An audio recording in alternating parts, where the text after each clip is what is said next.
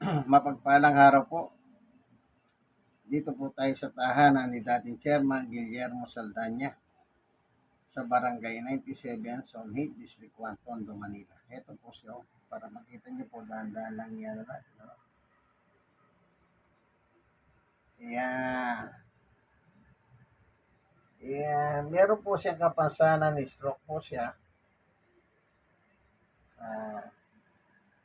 Baka gusto niyo pasyalan. Gusto niyo dalawin.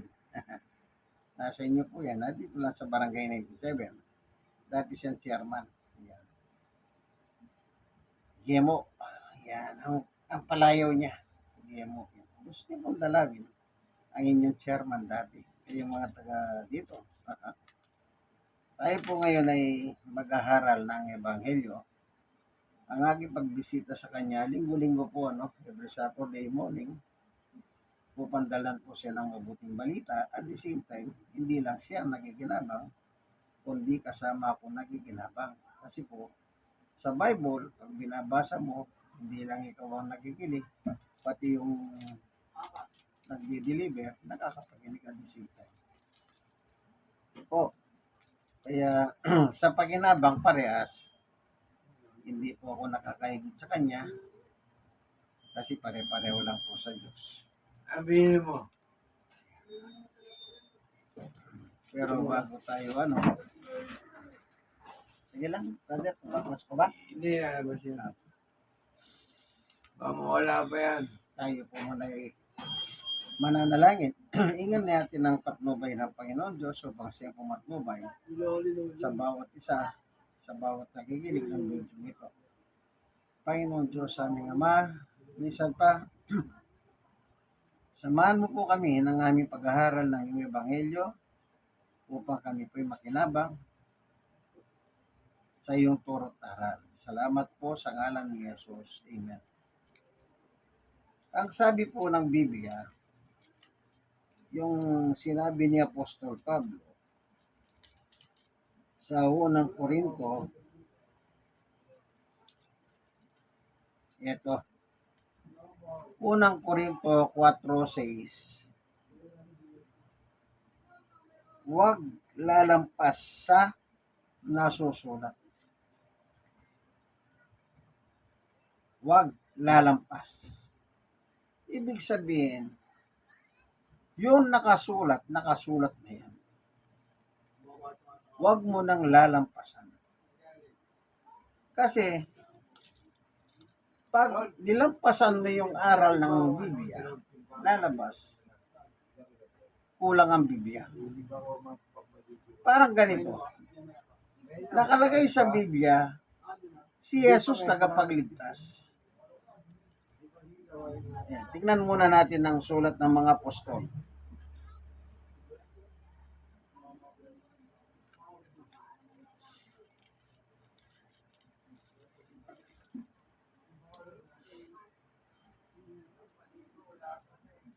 Yung tagpo ni Jesus sa 12 apostol sa kanyang panahon.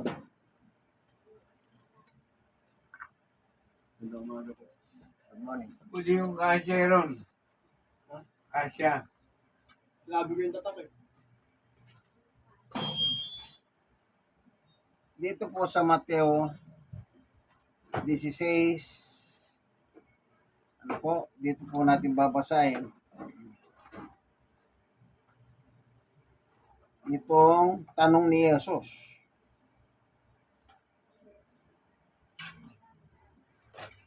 Simulan natin sa 15. Kayo naman, ano ang sabi ninyo? Sino ako? Tanong niya sa kanila. Ang nagtanong po dito si Jesus. At ang kausap yung 12 apostol. Para sa inyo, sabi ni Jesus. Sino ako? Sagot ni sa 16, sumagot si Simon Pedro. Kayo po ang Kristo, ang anak ng Diyos na buhay. Yan. Sagot ni Pedro ito. ikaw ang Kristo, ang anak ng Diyos na buhay. Ngayon, anong ibig sabihin ng ikaw ang Kristo? Sa 17, sinabi sa kanya ni Jesus, mapalad ka, Simon na anak ni Jonas, sapagkat ang katotohanan ito'y hindi inihayag sa iyo ng sino mang tao, kundi ng aking Ama nasa langit. Yung sagot pala ni Pedro po, tandaan nyo, ay salita ng Diyos. Kaya sabi ni Jesus kay Pedro, mapalad ka. Kasi yung sagot mo, salita ng Diyos yun sa iyo. Yan. Sino si Jesus? Ang tanong ni Jesus, sino ako? Anak ng Diyos na buhay. Sino si Jesus sa Biblia? Anak ng Diyos na buhay. Anong sabi pa?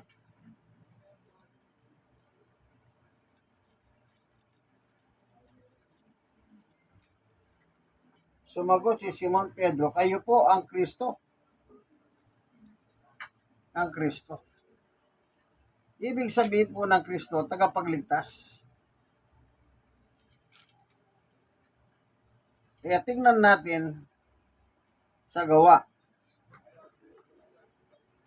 chapter 5. Nung magsimula na pong mangaral ang mga apostol, ay ito po nakalagay. Gawa 5:42. At araw-araw nagpupunta sila sa templo at sa mga tahanan at doon nagtuturo at nangangaral tungkol kay Jesus, ang Kristo. Yan. O, hindi, wag mo ano wala yung... So, maliwanag po, ang Kristo tagapagligtas. Kaya, magbuhat noon, pinangaral nila Pedro, si Jesus, ang Kristo. Ipinangaral nila. Nagtuturo sila sa mga simbahan, templo, at sa mga tahanan. Na wala silang iba sinasabi na itong si Jesus na ito. Kasi po karamihan ng tao na hindi nila kinikilala si Jesus. Even ang mga kapwa niya Hudyo. Sila nga po yung nagabla sa kanya. Kaya po sinatulan ng kamatayan ni Pilato. Ngayon, yan nakasulat na po yan. Kaya dapat yung nakasulat, paniwalahan na lang natin. Pero may mga tao po, nakasulat na ayaw pa nilang maniwala. Nakasulat na, nababasa nila, ayaw nilang maniwala. Kaya sinabi ni Pablo, huwag iigit.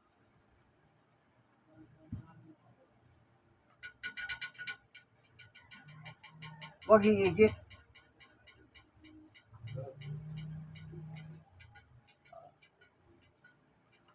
Yung iba kasi, ini-interpret nila yung Biblia. Kaya umiigit nga sila. Sabi nga ni Pablo, huwag nang lalampas sa ibang salin ng Biblia. Huwag iigit sa mga bagay na nasusulat. Kaya tandaan nyo po yan. Hindi po pwedeng yung gusto niyo interpret ninyo. Basahin nyo sa harap ng tao ang Biblia.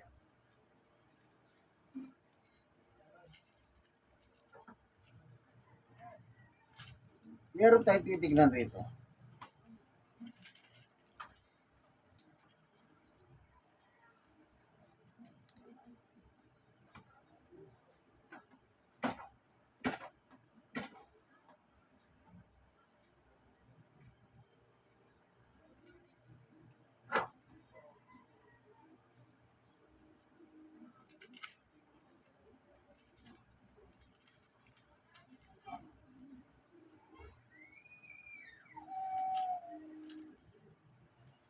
Meron tayong hinahanap. Ito, sabi ni Pedro. 2 Pedro 1, 20-21. Higit sa lahat, tandahan ninyo na walang makapagpapaliwanag ng alinmang hula sa kasulatan sa bisa ng kanyang sariling kakayahan. O, kita nyo po. Sino man tao ang kakayahan, wala po pwede. Kaya, 21, sapagkat hindi nagbuhat sa kalooban ng tao ang hula ng mga propeta, ito'y galing sa Diyos at ipinahayag ng mga taong kinasiyan ng Espiritu Santo. Ayan. Maliban ng isang tao po, puspos ng Espiritu, hindi niya po kayang i-interpret. Yung iba, pilit nila pong ini-interpret yung nakasulat. Sa i-interpret nila, yung iba, binabawasan. Yung iba naman, dinadagdagan. Kailangan eksakto lang. Kung ano yung nakasulat, yun na po yung nakasulat. Hindi nyo dapat dagdagan, wag nyo dapat bawasan. Kasi pag binawasan nyo, dinagdagan nyo, magugulo na ang kasulatan. Ito, warning ito sabi ni Pedro. Higit sa lahat, tandaan ninyo na walang makapagpapaliwanag ng alimang hula sa kasulatan sa bisa ng kanyang sariling kakayahan. Kahit hindi ka nag-aral, pero kung puspos ka ng Espiritu Santo, walang problema. Walang problema.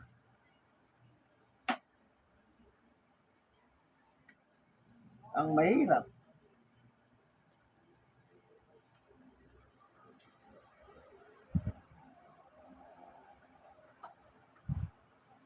mahirap, pinipilit nyo pong i-interpret. Tuloy, nagiging mandaraya kayo. Kasi yung mapapaniwala ninyo, nadaya na yun. Maluloko kayo. Madami kayong maluloko. Kaya maraming reliyon ngayon, marami ang nadaya, marami ang naloko. Isipin nyo na, yung kanilang founder, rapist, pero patuloy nila sinusuporta. O kagaya ni Kibuloy, ang kanya sarili, diniklara niya, appointed son of God. Manyak, rapist, bata, nirape niya.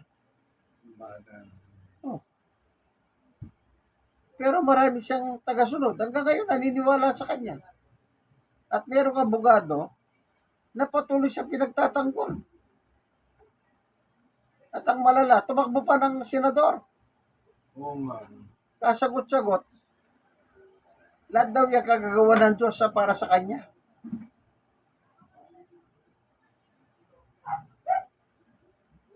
Talagang malala ang tama. Nagbabasa siya ng Biblia pero ang ginagawa niya, yung sarili niya ang pinopromote niya. Yan ang gusto kong makita ninyo. Kaya sabi ni Pablo, huwag giigit o huwag lalabi sa nakasulat. Yung nakasulat na po yan. Huwag na po natin tangkahin pa na baguhin niya. Hindi natin mababago yan, kaibigan. Pag nabago mo yan, ewan ko kung anong tawag sa'yo. Di manluloko.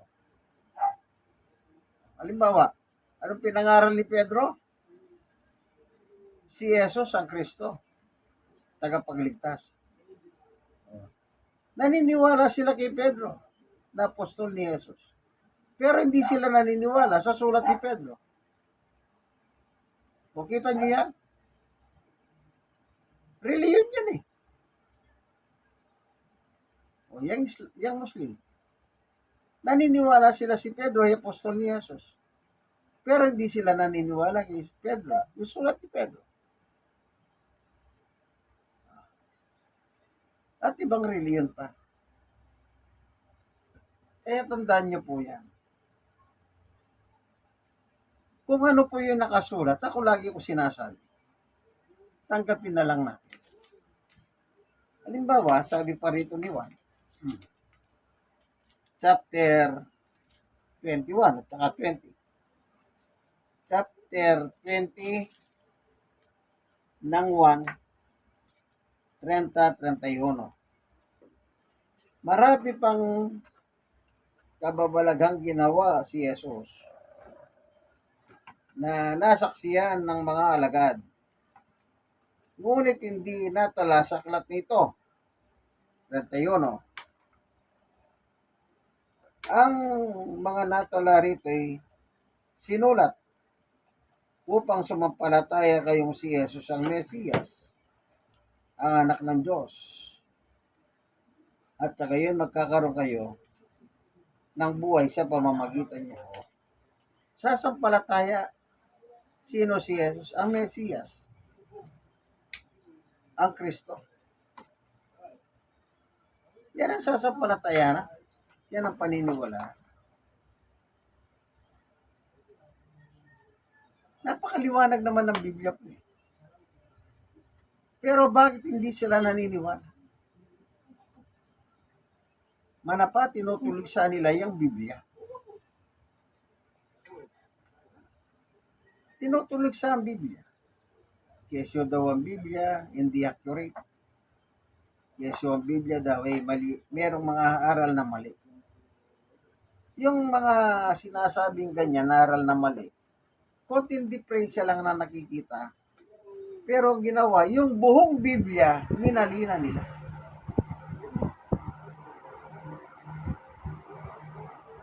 Yung buong Biblia, minalina nila. Hindi po ganun ang Biblia. Huwag nating malihin ang Biblia. Kung meron lang konting diferensya, huwag po kayong bahala na po ang Diyos sa inyong pananampalataya. Tandaan niyo po yan. Ang Diyos naman na nakakaalam ng puso-isip natin eh. Siya naman po nakakaalam ng lahat. Kaya kung nagre-reklamo kayo eto, halimbawa, meron akong mga ibang salin ng Biblia na sinasabi nila, yung ganitong salin mali. Bakit hindi nila dalhin sa pinanggalingan kung saan pinalimbag? Doon sila dapat i-question, hindi yung nagtuturo sila na minamali nila ang Biblia. Pero, Biblia naman ang ginagamit nila. Di ba? Parang yung iba, hindi sila naniniwala si Jesus ay Diyos. Pero merong ibang sulat ng Biblia, naniniwala sila sa isang manunulat. Halimbawa, yung si George Lamsa. Ang Iglesia ni Cristo naniniwala kay George Lamsa. Alin ang paniniwala nila kay George Lamsa? Sa Gawa 20:28. Yun ang kanilang pinapakilala pag hanapin nila yung Iglesia ni Cristo. Pero yung sulat ni George Lamsa, San 9:5, sinasabi ni George Lamsa, si Jesus ay Diyos. Pero ayaw nilang basahin yun. Hindi nila gusto yun. Kita nyo? Yan ang problema sa mga reliyon. Yung nakasulat na. Ako lagi ko po sinasabi yan. Babala, warning.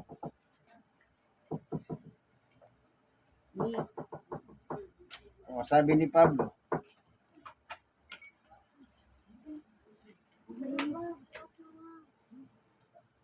sa unang Korinto, chapter 10, verse 11.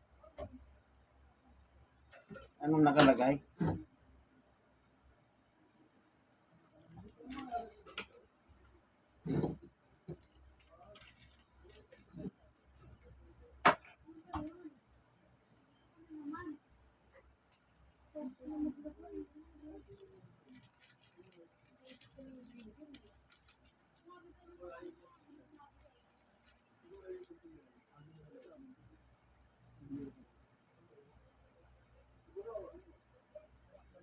Nangyari ito sa kanila bilang babala sa iba at nasulat upang turuan tayong mga inabot ng huling panahon. Yun nakasulat upang turuan tayo. Hindi tayo ay mali yan. Maling salin yan. O, hindi nga. Tuturuan tayo. Ang sabi ni Pablo, yung nasulat. Kaya dapat po yung nakasulat, okay na yun. Huwag na po tayo maghanap ng iba. Salamat po, Panginoon Diyos, sa iyong pagtuturo sa amin, sa liwanag ng tuyo, yung turo't aral sa amin. Nawa yung mga taong manonood ng video ito, nawa kung hindi po sila ayon sa iyo ang kanilang pananampalataya, baguhin mo po sila. Salamat po sa iyo pong walang hanggang kapurihan sa ngalan ni Jesus. Amen. Like and share and share. Be my subscriber. Mag-subscribe po. Ito po ang inyong kaibigan Jesus, Brother Manny Bautista. God bless us all. Bye.